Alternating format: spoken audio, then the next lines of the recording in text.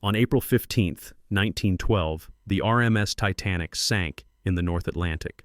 More than 1,500 people died. The world grieved. History labeled it a tragedy, an accident, an act of fate. But what if it wasn't an accident at all? What if the sinking was a calculated act of financial warfare, a deliberately engineered insurance operation designed to remove the final obstacles to the creation of the most powerful banking institution the world has ever known, the Federal Reserve? This isn't speculation, this isn't conspiracy theory, this is pattern recognition. Because when you trace the architecture of financial power across centuries, you find something unsettling.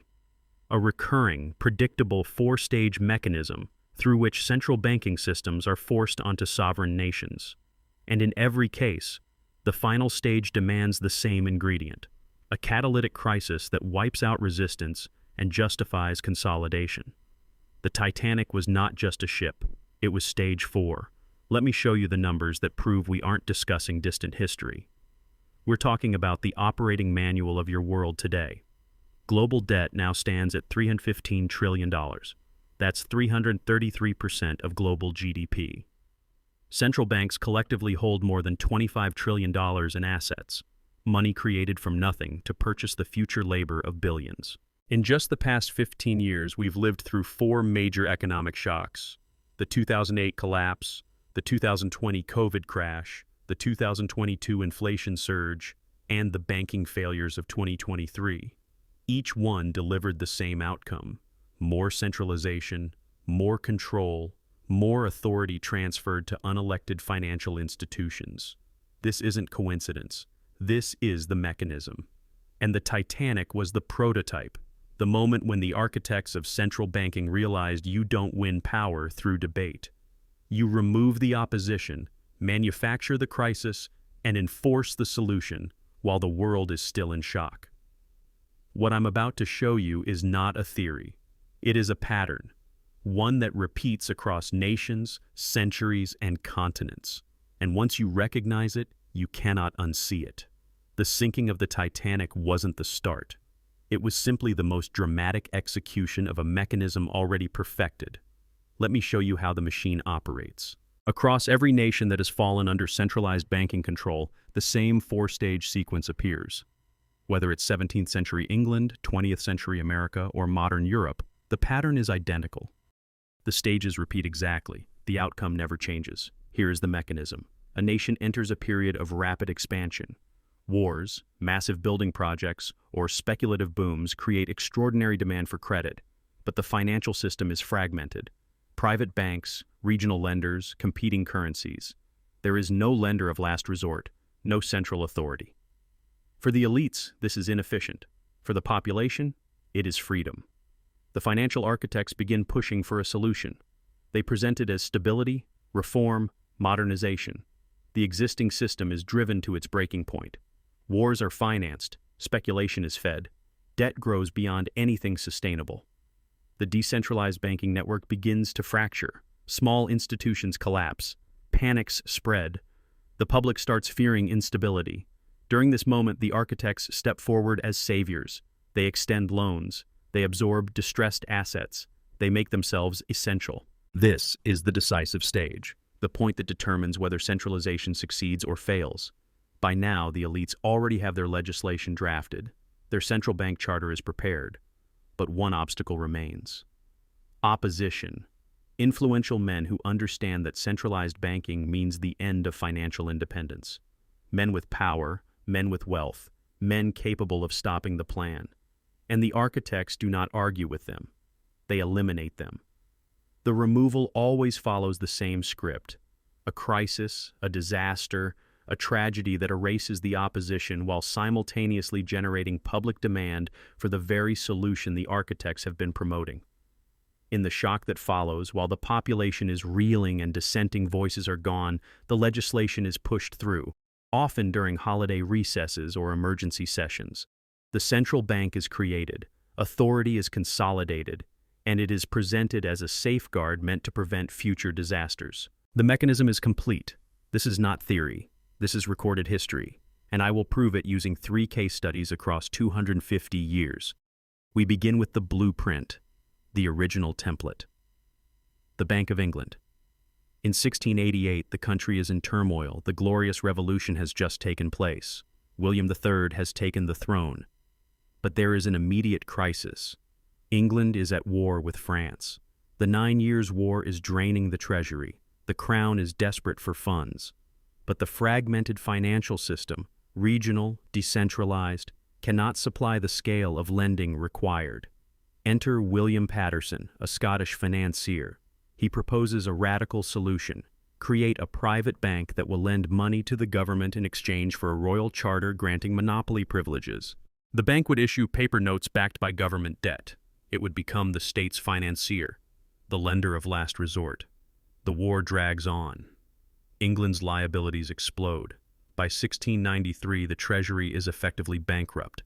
The government is borrowing at punishing rates from private lenders. The system cannot hold. Paterson's proposal gains momentum, but resistance remains. Members of Parliament recognize the implications: endless debt, permanent dependence, the loss of financial autonomy. In 1694, with the war still burning and the treasury empty, Paterson's allies make their move. Opposition is pushed aside through bribery, backroom negotiation, and the overwhelming urgency of wartime financing. The crisis, the war itself, becomes the justification. On July 27, 1694, the Bank of England receives its charter. It immediately lends the Crown £1.2 million at 8% interest. The bank is granted the authority to issue paper currency, creating money directly from government debt. The mechanism is complete.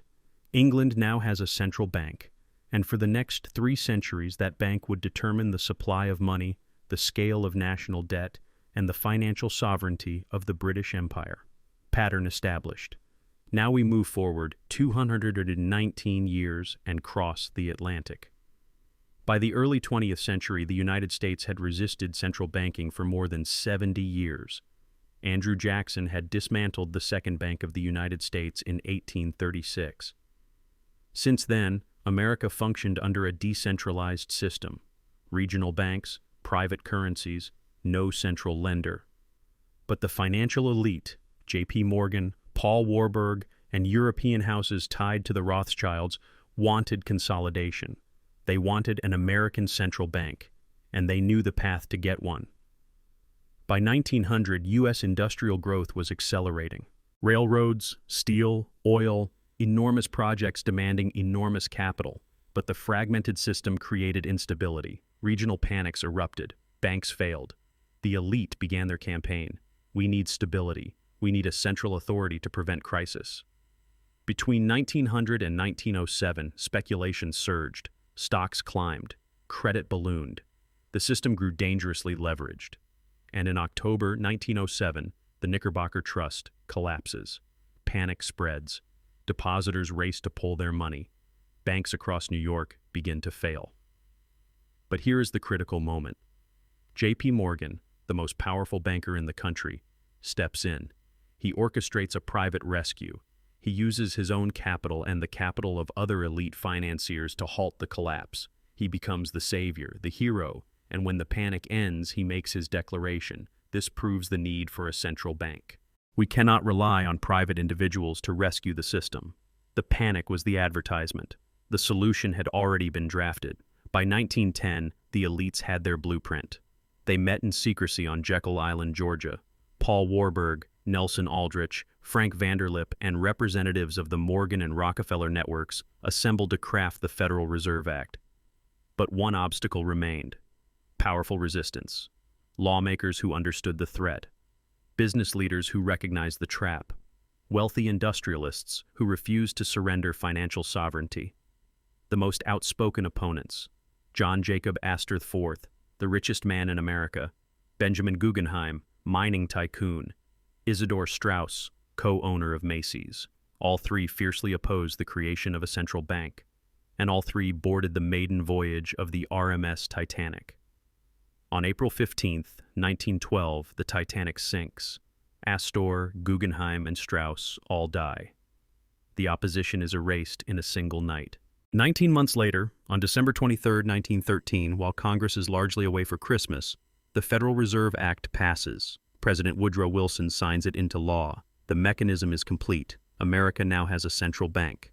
And within 6 years, that bank would finance U.S. entry into World War I, expanding its balance sheet by 2,000% and becoming the dominant financial power in the West. Check.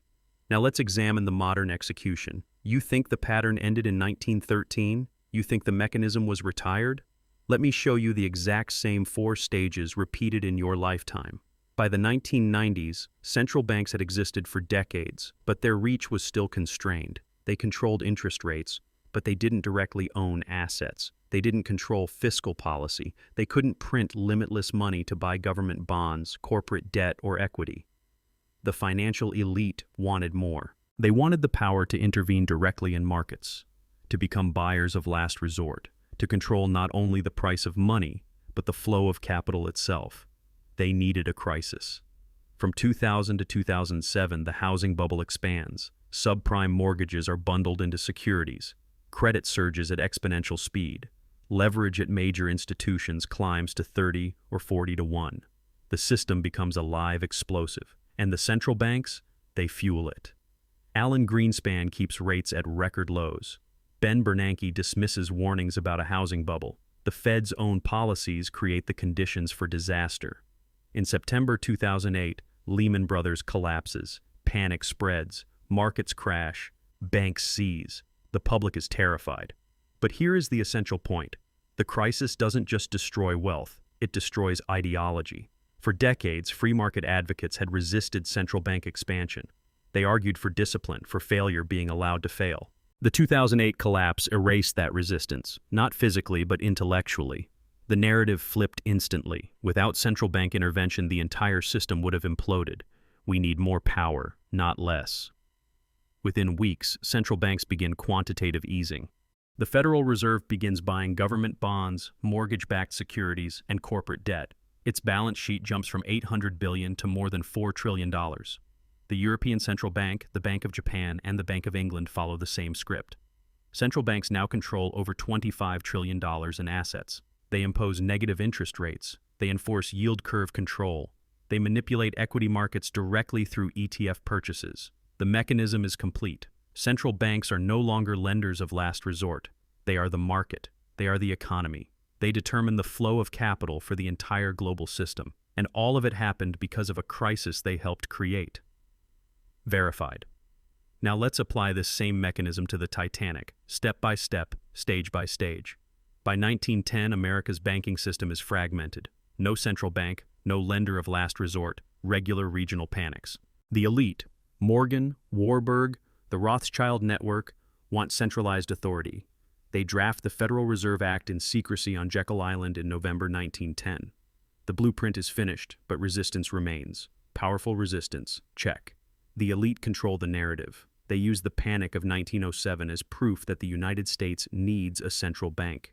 J.P. Morgan personally leads the bailout, presenting himself as the nation's savior. But the opposition remains. Wealthy industrialists who understand that central banking equals debt servitude, men who can block the legislation, men who must be removed, check. John Jacob Astor, net worth equivalent to $26 billion today, openly opposed the Federal Reserve. Benjamin Guggenheim, mining magnate, fiercely independent, opposed centralized banking. Isidore Straus, co-owner of Macy's, confidant of President Grover Cleveland, opposed financial consolidation. All 3 board the Titanic. All 3 die when it sinks. But here is the detail that makes this impossible to ignore. The Titanic belonged to the White Star Line. The White Star Line was owned by J.P. Morgan's International Mercantile Marine Company. Morgan was scheduled to sail on the Titanic's maiden voyage. He canceled at the last moment, citing illness. Let's go further. The Titanic had a nearly identical sister ship, the Olympic. The Olympic was heavily damaged in a collision with the HMS Hawke in September 1911. Repairs were costly. Insurers refused to cover the full claim, citing negligence. Some researchers argue the 2 ships were swapped, that the damaged, uninsurable Olympic was disguised as the Titanic, deliberately sunk, and the insurance collected. But whether the swap occurred is irrelevant to the mechanism. This is what matters. The ship went down, the opposition died, and the path to the Federal Reserve was cleared. Check.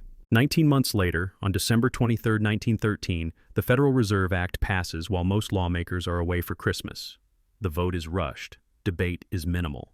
President Woodrow Wilson signs it into law. Years later, Wilson writes, "I am a most unhappy man. I have unwittingly ruined my country." A great industrial nation is now controlled by its system of credit. The growth of the nation, therefore, and all our activities are in the hands of a few men. The mechanism is complete, unmistakable. Now let me show you where we stand today. Because the mechanism didn't end in 1913. It didn't end in 2008. It's still moving. We are past that point. Central banks already exist, but they want more. They want central bank digital currencies. They want direct authority over every transaction. They want programmable money that can be restricted, frozen, or taxed instantly. This is the present moment. Global debt, $315 trillion. Central bank balance sheets, $25 trillion. U.S. inflation in 2022 hit 9%, the highest since 1981. Negative interest rates in Europe and Japan. Yield curve inversions signaling recession. The system is overstretched, intentionally. The architects are manufacturing the conditions for the next crisis, and it's coming. When it arrives, it won't look like a sinking ship. It will be a cyber attack, a grid failure, a pandemic sequel, a financial breakdown blamed on decentralized, unregulated systems like Bitcoin. Today's opposition is not a handful of industrialists. It is an idea, the belief held by millions that central bank digital currencies equal total control. The crisis will be crafted to discredit that idea, to make the public plead for the solution. And when it hits, the legislation is already prepared. The infrastructure already exists. Central bank digital currencies will be implemented through emergency acts, executive orders, and crisis laws passed while the public is afraid. The mechanism will complete again. So let's address the objections. The comforting lies. This time is different. No. The mechanism is more than 3 centuries old. It executed flawlessly in England, in America, throughout Europe, and in Japan. It doesn't fail. It adapts. America is exceptional. We have constitutional protections. So did the founders. They explicitly warned against central banking. Thomas Jefferson wrote, "If the American people ever allow private banks to control the issuance of their currency, the banks and corporations that will grow up around them will deprive the people of all property until their children wake up homeless." We ignored the warning. The Federal Reserve exists. The mechanism won. Modern technology changes everything. We're more aware. We're connected. Modern technology is the mechanism's greatest asset. It enables surveillance. It enables programmable money. It enables control on a scale the architects of 1913 could never imagine. The Titanic wasn't the end of the pattern. It was the prototype. And the lesson is this: the architects of financial power do not negotiate. They do not debate. They create crises, remove opposition, and impose solutions while the world is stunned. You cannot vote your way out of a mechanism that controls the issuance of money. You cannot protest your way out of a system that can disable your account with a keystroke. You cannot hope your way out of a pattern that has repeated for centuries. But you can see the machine. You can understand how it functions. You can position yourself before it activates again, because the next crisis is already forming. Stage 3 is being prepared right now, and when it arrives, the choice will be clear. Either you understood the mechanism and prepared, or you will be consumed by it. The Titanic didn't sink because of an iceberg. It sank because of a mechanism still running, a mechanism that will complete its next cycle within your lifetime. Don't be on the ship when it goes under. If you want to understand how to survive what comes next, how to move outside the control grid, how to recognize stage 3 before it strikes, and what the architects are planning for the final consolidation of power, subscribe now. Because the machine never stops. And neither should you.